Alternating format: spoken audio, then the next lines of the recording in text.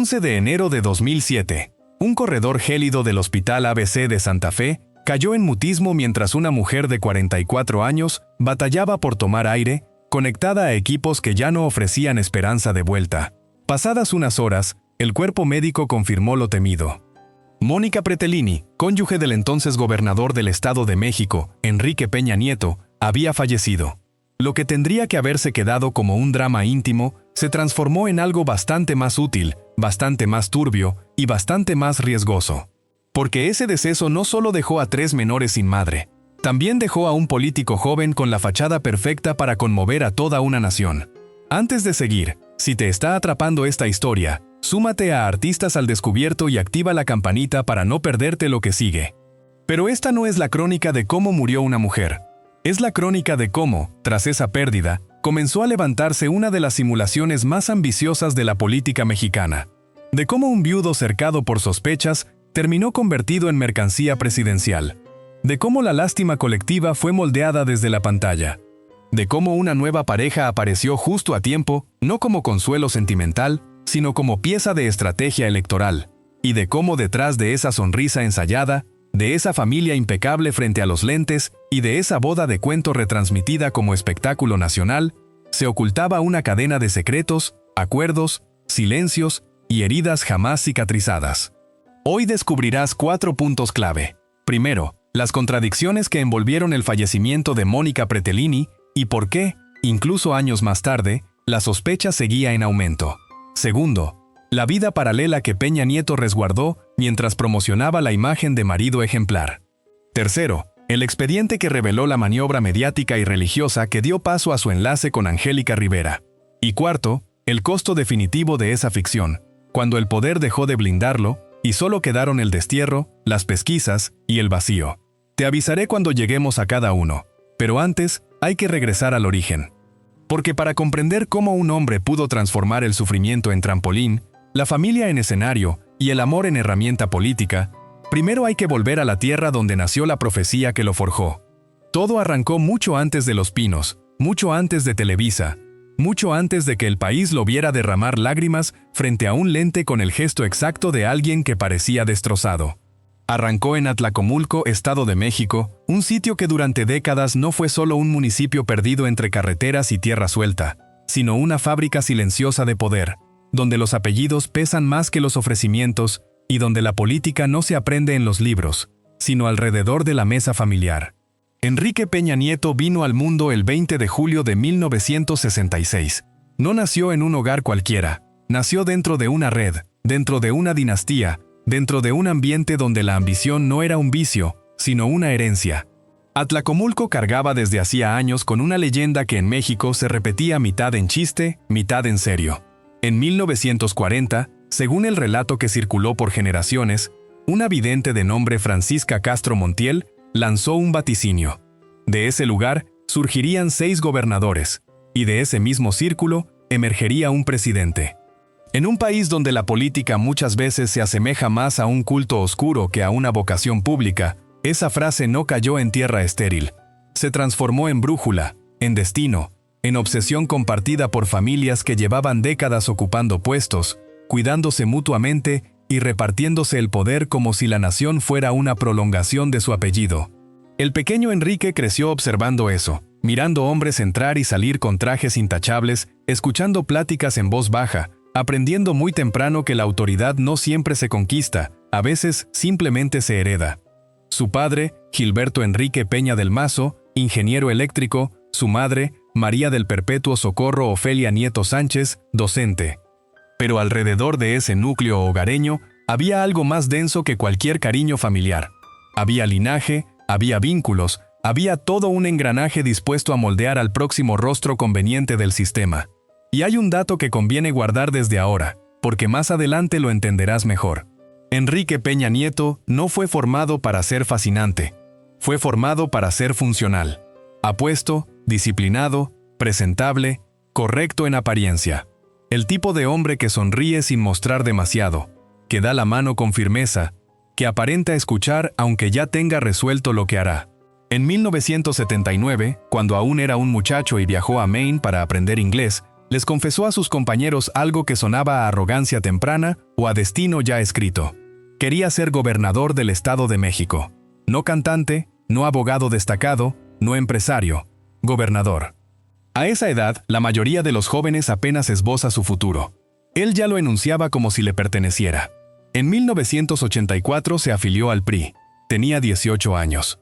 Ingresó al partido como quien entra a la casa que conoce desde la infancia. No llegó como forastero, llegó como heredero. Y desde entonces su avance fue impecable por fuera y confuso por dentro. Siempre pulcro en la fotografía, siempre resguardado por las manos indicadas, siempre empujado por el engranaje preciso. Su gran padrino político fue Arturo Montiel Rojas, su tío y guía, uno de los nombres más influyentes del priismo mexiquense. Bajo esa sombra, aprendió la enseñanza más relevante de todas. En política, la verdad pesa menos que la apariencia, y la apariencia, bien trabajada, puede convertir a cualquier hombre en esperanza nacional. Para 2005, aquella maniobra ya estaba bastante avanzada. Peña Nieto conquistó la gubernatura del Estado de México y el país comenzó a verlo como el nuevo rostro del PRI. Joven, fotogénico, peinado impecable, voz serena, promesas calculadas, era el envoltorio ideal para vender renovación sin transformar realmente nada. Pero mientras el personaje crecía frente a las cámaras, el hombre auténtico empezaba a descomponerse en privado.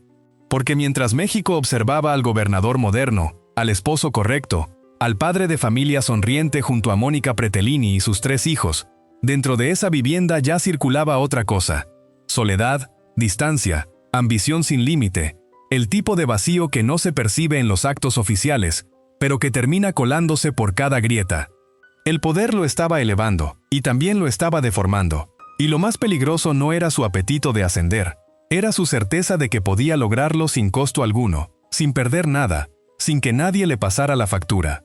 Pero toda escalada construida sobre una mentira necesita una primera traición, y Enrique Peña Nieto ya estaba a punto de cometerla. Mientras México veía a un gobernador joven, impecable, sonriente, un hombre que parecía haber nacido para besar niños, prometer autopistas y mirar a las cámaras con la calma exacta del candidato perfecto, dentro de su hogar, algo ya se estaba pudriendo. Y no era un rumor menor, no era una indiscreción cualquiera, era el tipo de secreto que no arruina solo un matrimonio, arruina una familia entera, y cuando se combina con poder, puede terminar contaminando a un país completo. Enrique Peña Nieto llevaba años sosteniendo una doble existencia con la precisión de alguien bien protegido.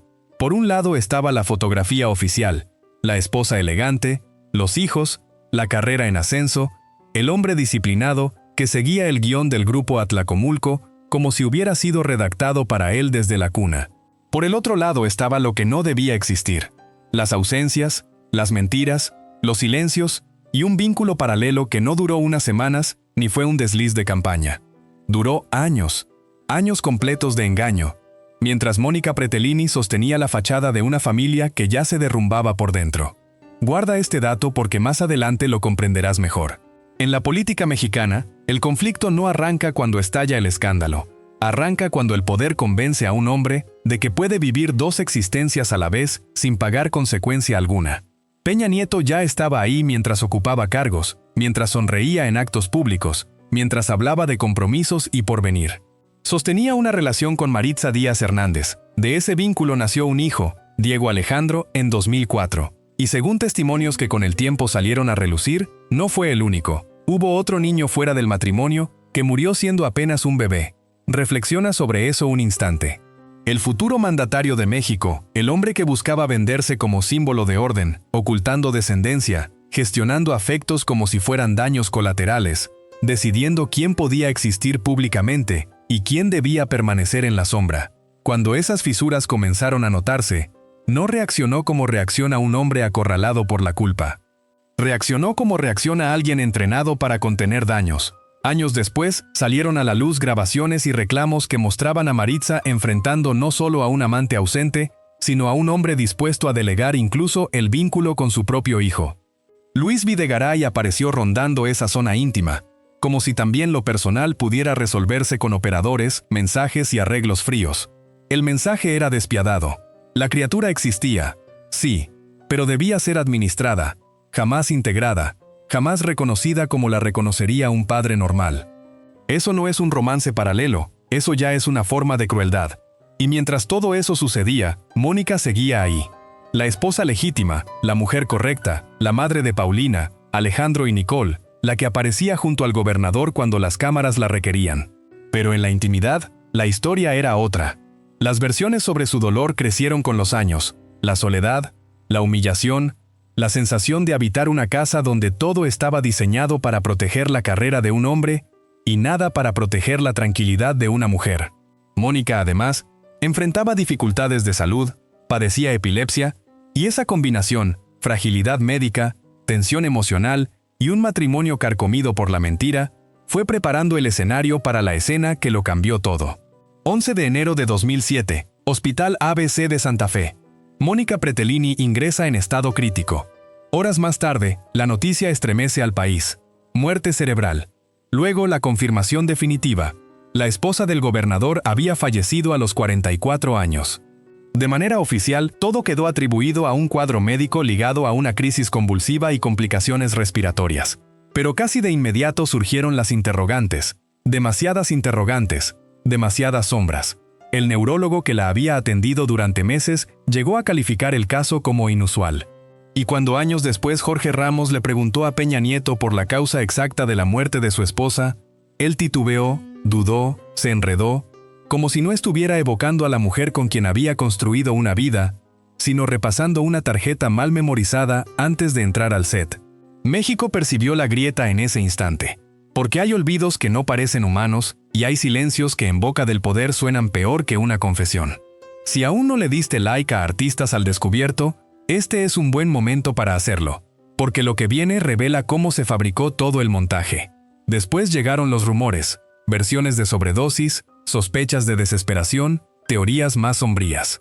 Nada comprobado de forma concluyente, pero todo lo suficientemente inquietante como para que la maquinaria política reaccionara de inmediato, no con duelo, sino con control, con una operación de imagen, con cientos de esquelas, mensajes, ceremonias y una narrativa perfectamente calculada para transformar una muerte incómoda en una escena de compasión nacional.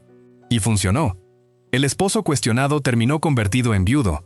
El hombre rodeado de secretos terminó envuelto en lástima. La herida no se cerró, se maquilló. Pero cuando una tragedia se usa como trampolín, deja de ser solo tragedia. Se convierte en el primer escalón de algo mucho más perverso. Y Peña Nieto estaba a punto de subir al siguiente. La muerte de Mónica Pretelini no cerró la herida, la repartió. La convirtió en herencia, la dejó caer pesada y muda sobre los hombros de quienes no habían elegido nada. Porque cuando un hombre poderoso destruye su hogar para salvar su imagen, los primeros en pagar no son los rivales políticos, ni los periodistas, ni los adversarios de campaña. Son los hijos, siempre los hijos. Paulina, Alejandro y Nicole perdieron a su madre en enero de 2007. No perdieron solo una figura materna, perdieron el único centro emocional que aún daba forma a una familia que venía resquebrajándose desde mucho antes. Piénsalo un momento. 3 niños creciendo dentro de una residencia vigilada, rodeados de asistentes, camionetas, protocolos, fotógrafos, vestimenta impecable y sonrisas ensayadas, pero sin el abrazo que ordena el mundo cuando todo se derrumba. A veces el abandono no llega disfrazado de pobreza, a veces llega vestido de lujo. Y aquí hay un detalle que conviene guardar en la memoria porque explica muchas cosas después. Cuando una familia poderosa se quiebra, el dinero no repara nada, solo decora la ruina. Eso fue justo lo que ocurrió. Mientras Enrique Peña Nieto aprendía a convertir su viudez en capital político, sus hijos aprendían otra lección mucho más cruel, que el dolor podía posar frente a las cámaras con ropa cara y seguir siendo dolor. Que una ausencia podía disimularse pero no desaparecer. Que la casa seguía llena de gente y aún así podía sentirse vacía. En ese vacío surgió una figura silenciosa, constante, casi invisible para el público, pero enorme para ellos. Beatriz, la nana, la mujer que no cargaba apellido de dinastía, no aparecía en los eventos, no concedía entrevistas, no figuraba en las portadas, pero terminó ocupando el lugar más íntimo de todos, el de sostener a esos niños cuando el edificio entero se venía abajo. Mientras el país veía al gobernador dolido, a los hijos vestidos de luto y a la familia convertida en símbolo de compasión nacional, era Beatriz quien estaba presente en lo cotidiano, en la noche, en el llanto, en el silencio de los pasillos, en las mañanas donde la ausencia materna volvía a sentirse como una piedra sobre el pecho. Años después, cuando ella falleció en febrero de 2024, la reacción emocional de los hijos dejó al descubierto una verdad que llevaba demasiado tiempo oculta. A veces, quien realmente cría a los hijos del poder no es el poder, es la mujer que los abraza fuera del encuadre. Pero la historia no termina en los hijos visibles, porque toda familia construida sobre una mentira necesita también un cuarto oscuro. Y en este caso ese cuarto tenía nombre: Diego Alejandro. El hijo que existía, pero no debía notarse demasiado. El hijo cuya sola presencia recordaba que el hombre que vendía la imagen del viudo ejemplar llevaba años viviendo otra vida.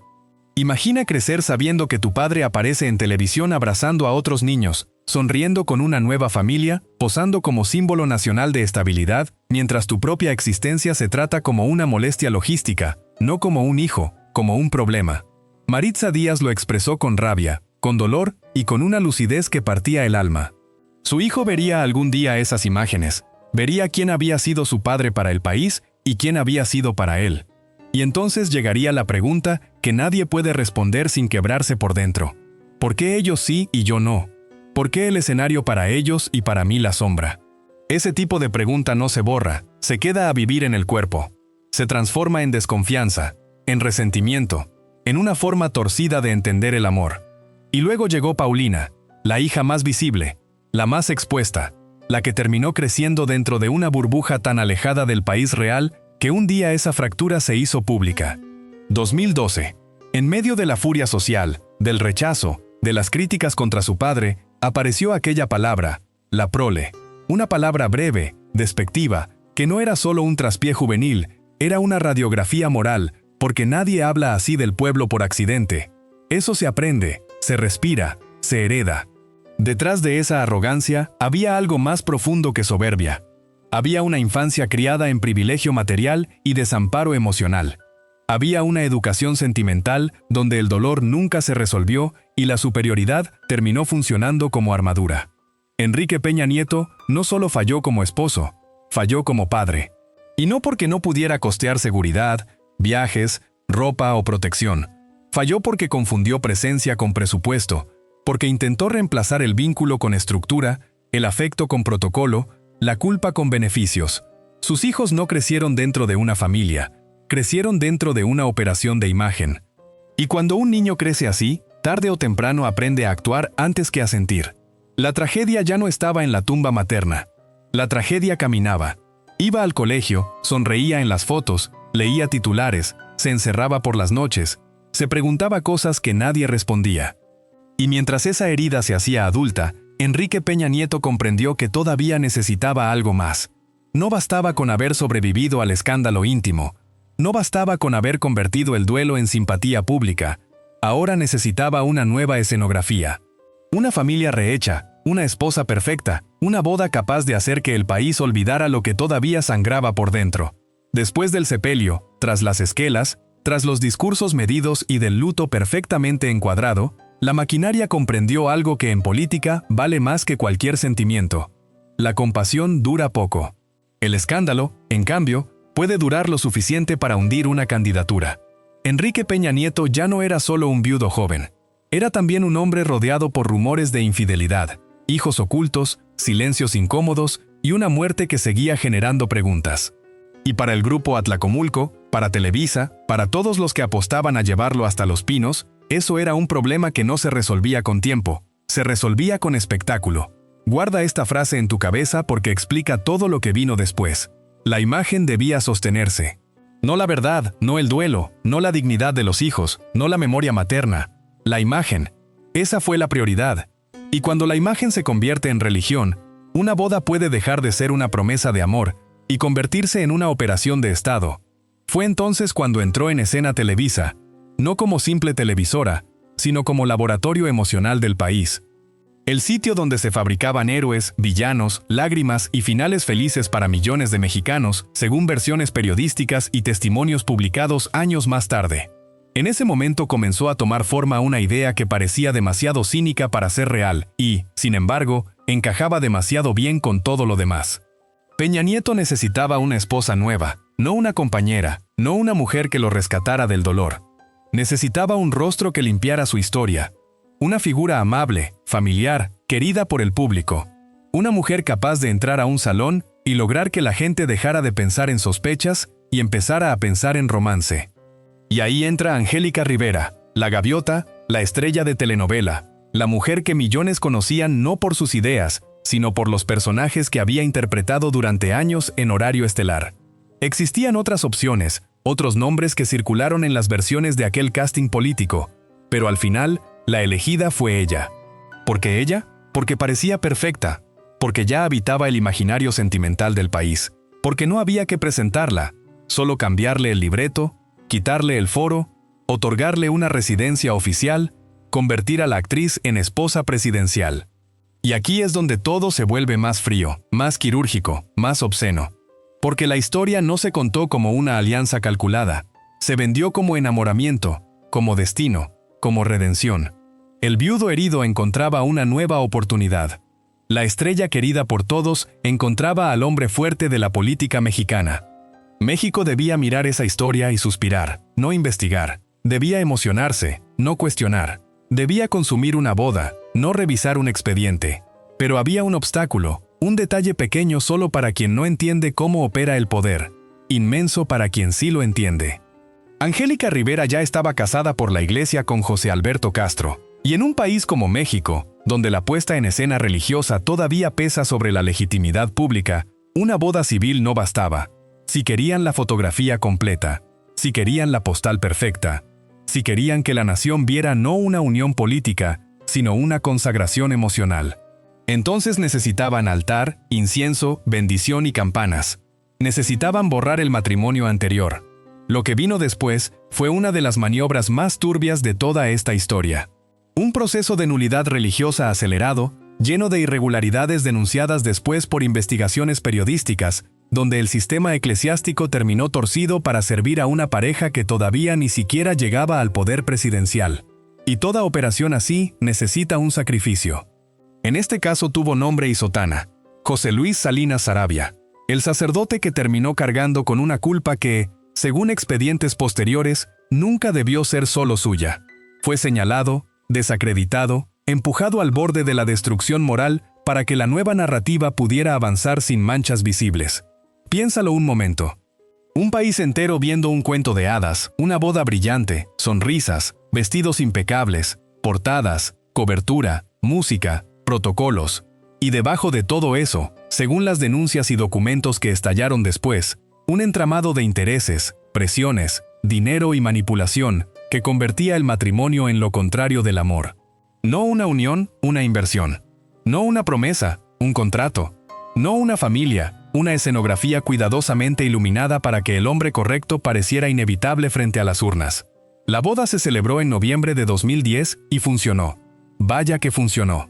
El país empezó a mirar a Peña Nieto no como al hombre que venía de una tragedia mal explicada, sino como al protagonista de una nueva etapa, elegante, renovado, recompuesto, listo para convertirse en presidente.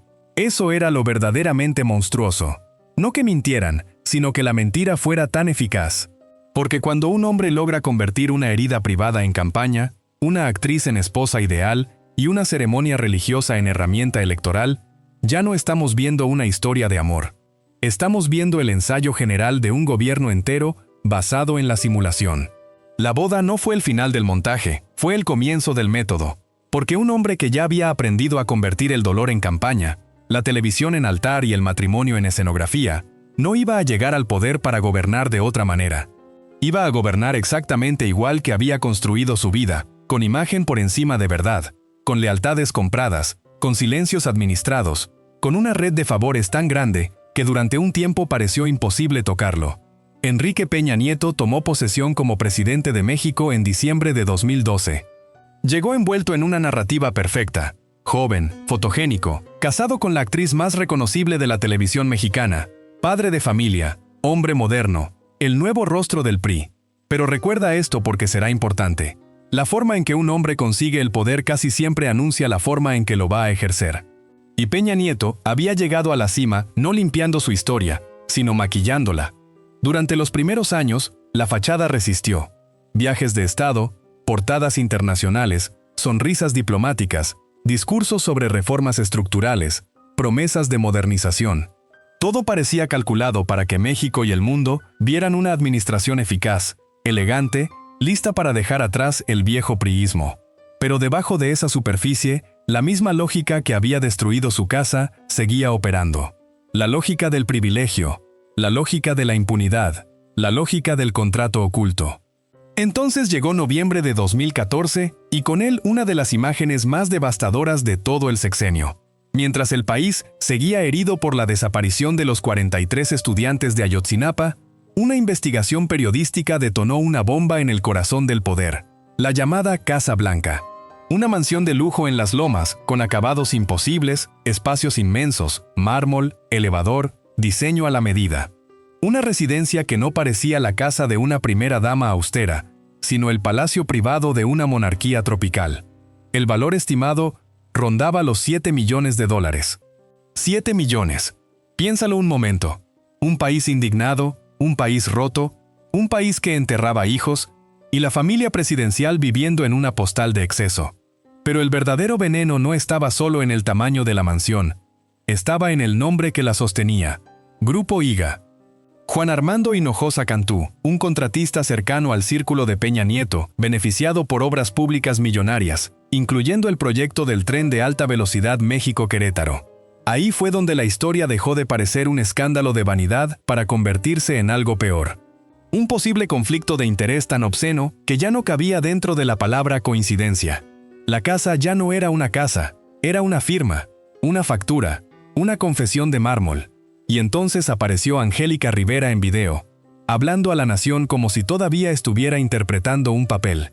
Intentó explicar que aquella residencia podía justificarse con sus ingresos como actriz, con su carrera, con su contrato exclusivo.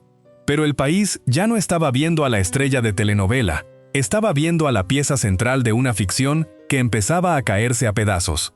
La mujer perfecta del montaje ahora tenía que defender lo indefendible, y Peña Nieto, que tantas veces había confiado en que la imagen lo salvaría, descubrió por fin que había escenas que ni Televisa podía rescatar. Lo terrible es que la Casa Blanca no fue una excepción, fue una ventana.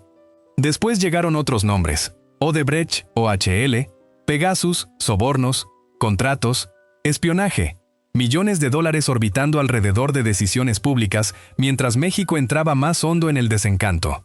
La acusación más inquietante de todas quizá fue esa. La idea de que el Estado no solo beneficiaba a sus amigos, sino que vigilaba a sus críticos. Periodistas, activistas, opositores, gente incómoda, gente que como Carmen Aristegui ya había demostrado que podía encender una chispa dentro del cuarto equivocado. Y en medio de esa podredumbre, volvió a aparecer la herida familiar. Paulina Peña, la hija mayor, lanzó aquella palabra infame que resumía el divorcio moral entre el peñismo y el país: la prole. Una sola palabra y todo quedó expuesto. El desprecio de clase, la burbuja, la arrogancia, la educación emocional de una familia que había aprendido a ver al pueblo no como comunidad, sino como público, no como ciudadanos, sino como extras. Así funciona la caída cuando empieza de verdad. Primero se rompe la credibilidad, luego la narrativa, luego el matrimonio mismo. En febrero de 2019, apenas fuera del poder, Angélica Rivera anunció el divorcio, y con eso se vino abajo la última pared del decorado. Lo que se había vendido como amor sobrevivió exactamente hasta donde sobrevivió la utilidad política. Ni un paso más. La corrupción no comenzó en el poder, solo encontró ahí su escenario perfecto. El poder se fue, pero no llegó la paz. Llegó algo peor: el silencio. Ese silencio raro que queda cuando ya no suenan los aplausos, cuando las puertas oficiales dejan de abrirse, cuando los teléfonos importantes dejan de contestar, cuando el hombre que un día creyó controlar un país entero, descubre que ni todo el dinero del mundo alcanza para comprar una absolución. Febrero de 2019. La separación con Angélica Rivera ya no podía esconderse más. El matrimonio que había sido vendido como símbolo de estabilidad nacional terminaba exactamente como había empezado, entre rumores, cálculo y distancia. Ni lágrimas públicas, ni grandes declaraciones de amor, ni esa épica de telenovela con la que durante años intentaron envolver la historia. Solo el derrumbe frío de una escenografía que ya había cumplido su función. Y detrás de ese derrumbe, la figura de Enrique Peña Nieto empezó a achicarse de una forma brutal, no ante las cámaras, ante la historia. Poco después vino el exilio elegante. Madrid, restaurantes discretos, zonas exclusivas, campos de golf, ropa cara, fotografías lejanas, un departamento o residencia asociado a una inversión suficiente para obtener la llamada Golden Visa. Suena sofisticado, incluso admirable si uno lo mira sin contexto. Un expresidente viviendo en Europa, lejos del ruido, rehaciendo su vida. Pero no te dejes engañar por la superficie, porque no toda distancia es libertad. A veces la distancia es una manera cara de esconderse. Guarda este detalle. Un hombre puede huir de un país, pero no puede huir del archivo que dejó detrás. Y Peña Nieto dejó uno demasiado pesado mientras trataba de instalar una nueva normalidad en España. En México su nombre seguía apareciendo en expedientes, investigaciones, reportajes, declaraciones y sospechas que no terminaban de morir. Transferencias irregulares, posibles sobornos, Pegasus, Odebrecht. La sombra interminable de una presidencia que había prometido modernidad y terminó asociada a privilegio, corrupción y simulación. Lo más duro de esa caída no fue solo perder el cargo, fue perder el blindaje, porque mientras estuvo en la cima, alrededor de él se movía una arquitectura completa de protección. El partido, los operadores, los empresarios aliados, los medios complacientes, la investidura, todo eso funcionaba como un muro. Pero cuando cayó el poder, el muro también cayó, y entonces apareció el verdadero paisaje, uno más triste. El de un hombre rico, sí, pero cada vez más solo. Visible, sí, pero cada vez menos respetado. Vivo, sí, pero ya reducido a la caricatura de sí mismo. Incluso su relación con Tania Ruiz, que durante un tiempo pareció ofrecerle una salida emocional, terminó rompiéndose, y ahí volvió a repetirse el patrón. Las mujeres se iban, las alianzas se desgastaban, las escenografías se caían. Solo quedaba él, encerrado dentro de una versión envejecida de su propia ambición. Ese es quizá el castigo más fino que puede imponer la historia. No siempre te destruye de golpe. A veces te deja vivir lo suficiente para ver cómo todo lo que construiste pierde sentido delante de tus ojos. Imagínalo por un momento. Un hombre que fue gobernador, presidente, portada internacional, promesa de renovación, viviendo ahora entre comodidades que ya no impresionan a nadie, leyendo noticias donde su nombre aparece asociado no a grandeza, sino a sospecha, mirando desde lejos a un país que ya no lo extraña, escuchando cómo el partido que lo llevó arriba se desmorona, entendiendo quizá demasiado tarde que el problema nunca fue solo lo que hizo, sino la forma en que lo hizo, sin verdad, sin raíz moral, sin amor real por nada que no fuera su propia permanencia. Eso es lo que quedó al final del ciclo. No un estadista retirado, no un patriarca respetado, no un hombre reconciliado con su pasado.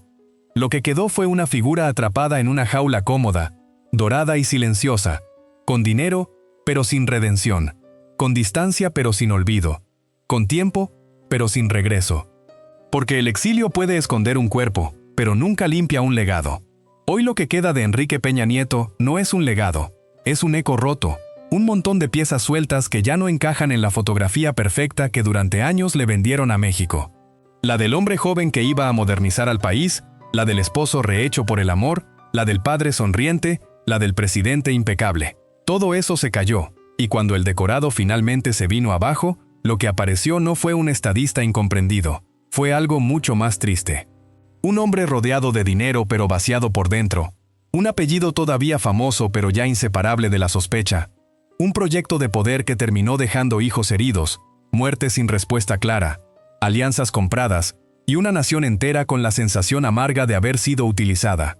Piensa en esto un momento. Hay hombres que pasan por el poder y dejan carreteras, escuelas, reformas, incluso enemigos que terminan respetándolos. Y hay otros que dejan una atmósfera, una sensación de suciedad moral que sigue flotando años después. Peña Nieto pertenece a esa segunda categoría. No porque haya sido el único en mentir, no porque haya sido el único en pactar, sino porque convirtió lo íntimo en instrumento, el dolor en plataforma, el matrimonio en contrato, la familia en utilería. Y cuando un hombre hace eso, tarde o temprano termina destruyendo no solo a los demás, sino también el significado de su propia historia. Hoy sus hijos intentan vivir lejos de esa sombra. Paulina ya no es la joven que escribía desde la arrogancia de una burbuja blindada. El tiempo, el desgaste público y el peso del apellido la obligaron a buscar otra clase de vida. Diego Alejandro, el hijo que durante años fue empujado a la periferia del relato, creció con una verdad mucho más dura que cualquier discurso presidencial. Saber que su existencia era real, pero inconveniente. Saber que su sangre era legítima, pero políticamente incómoda. Saber que el hombre que sonreía en las portadas no siempre sabía ser padre fuera de ellas. Tal vez ahí esté la única posibilidad de redención de toda esta historia. No en Enrique, en los que tuvieron que sobrevivirlo. Y luego están las cifras que enfrían la sangre porque convierten el escándalo en dimensión. Decenas de millones de pesos en la operación de imagen que envolvió a la nueva pareja presidencial. Una mansión de alrededor de $7 millones convertida en emblema nacional del conflicto de interés. Acusaciones de sobornos por $25 millones en torno al caso Pegasus. 15.000 teléfonos seleccionados como posibles objetivos de vigilancia. 35 autos de lujo y años de privilegios exigidos, según versiones publicadas, para cerrar el divorcio del gran matrimonio de utilería. Y detrás de todos esos montos, una pregunta mucho más simple y mucho más brutal. ¿Cuánto vale destruir la verdad de una familia para comprar un destino político? Mónica Pretelini murió, y el país nunca dejó de preguntarse si entendió realmente la dimensión del infierno que tenía dentro de casa. José Luis Salinas cargó con una humillación que no merecía para que una boda brillara ante las cámaras. Los hijos crecieron entre privilegios materiales y hambre emocional, y el hombre que creyó haber construido una dinastía terminó refugiado a miles de kilómetros, mirando desde lejos la ruina de su propio nombre. Ese es el verdadero final. No el exilio, no el divorcio, no la investigación. El verdadero final es este. Descubrir demasiado tarde que el poder comprado con simulación nunca se convierte en legado, solo en castigo. Porque un hombre puede engañar a un país por un tiempo, puede seducir a la televisión, puede doblar instituciones, puede esconder sus grietas detrás del maquillaje del poder, pero no puede escapar para siempre de una ley más antigua que cualquier presidencia. La forma en que trataste a los tuyos termina convirtiéndose en la forma en que la historia te recuerda. Y a Enrique Peña Nieto la historia no lo va a recordar por el brillo, lo va a recordar por la máscara. Si esta historia te dejó pensando, cuéntame en los comentarios qué parte te impactó más, y no olvides suscribirte a Artistas al Descubierto para seguir descubriendo las verdades detrás del poder.